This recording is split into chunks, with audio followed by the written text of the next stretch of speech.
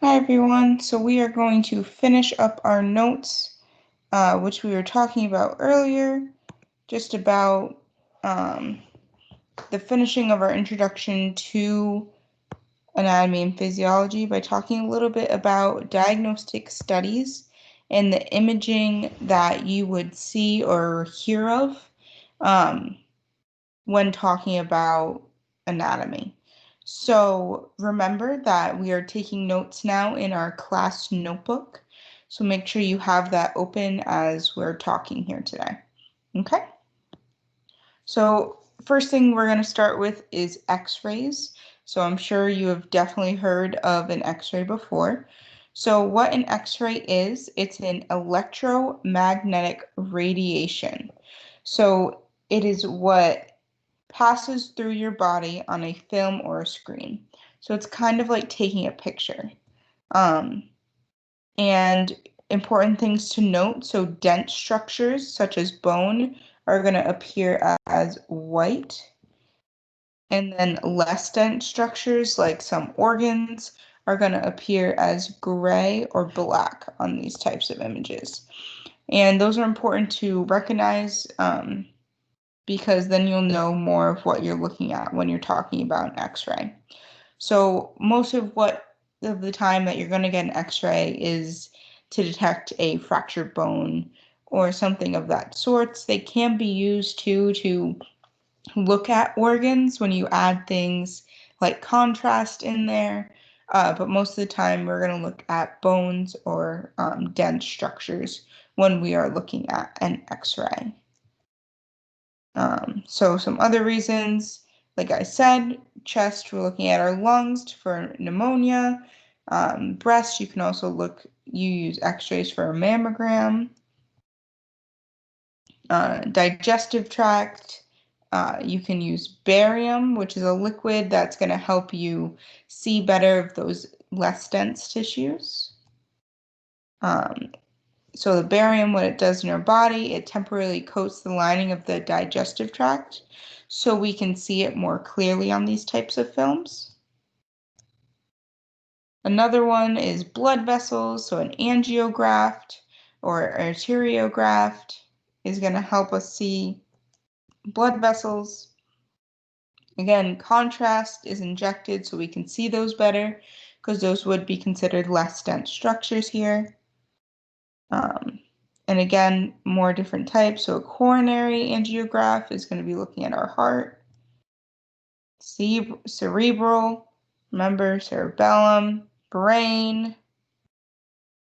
So here you're going to see some of the different things that you're going to see for x-rays. So this is a very fractured femur here. And here we can see our lungs in this capacity. So these are our soft, less dense tissues that we can see here in those, remember, gray and black. But here we're looking at our white, dense structures, gray and black on our other x-rays.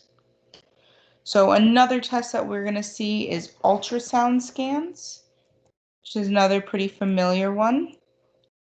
So something different about ultrasounds is that it uses sound waves, which are beyond our human hearing. So that's what it kind of uses that as a frequency to be able to see images. So those sound waves bounce off and allow us to create an image.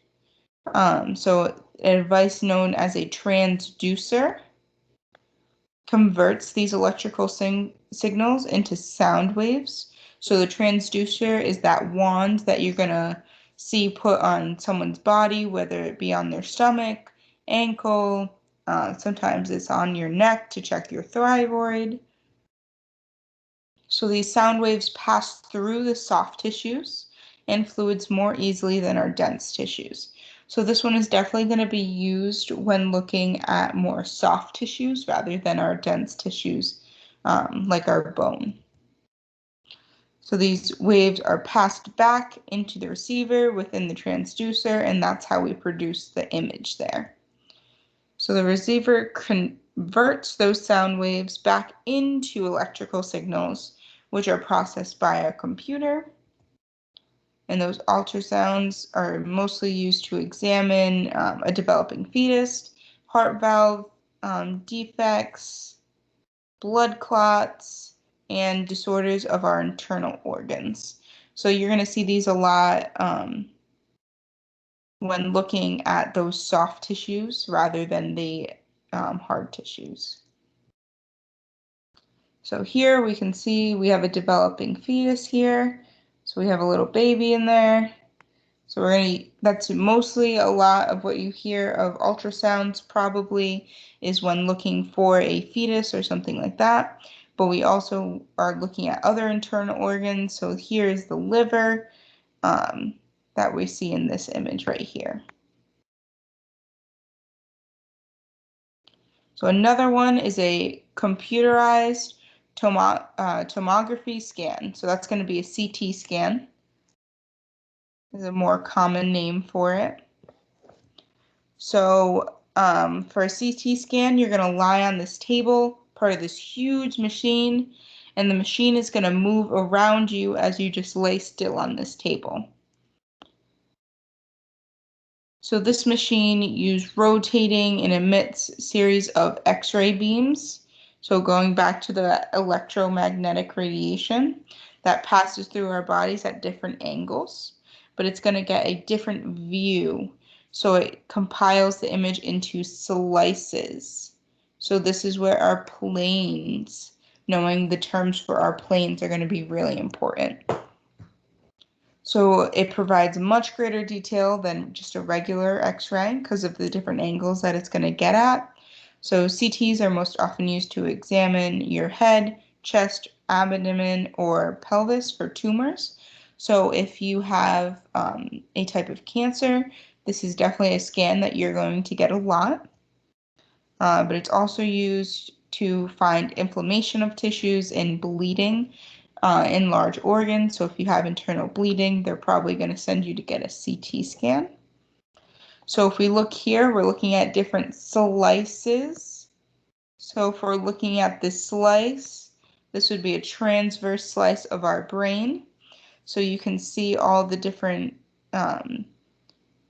little sections here of our brain and little ventricles that we have inside of our brain.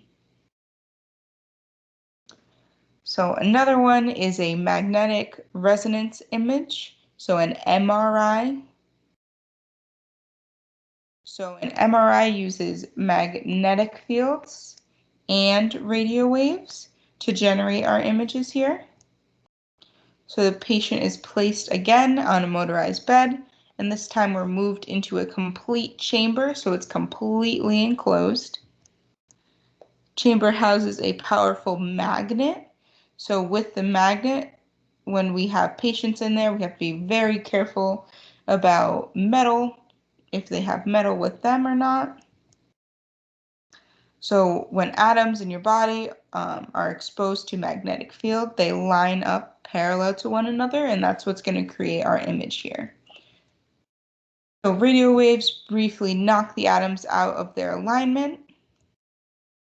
As they realign, the atoms will emit tiny signals, which are picked up and passed on to our computer to generate that image.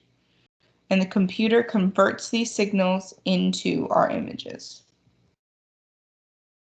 So some examples of when we're using MRIs.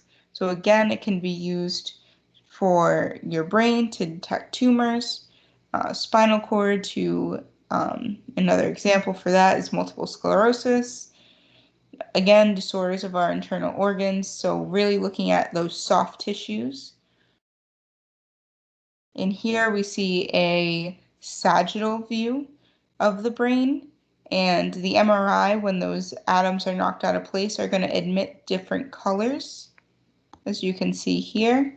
And these different colors are going to tell you the irregularities of the tissue or if the tissue looks normal. So that's what we're going to see with these different types. So this is the end of our terms and just kind of basics. We're going to be moving into more heavier content soon to come. So I will see you all very soon.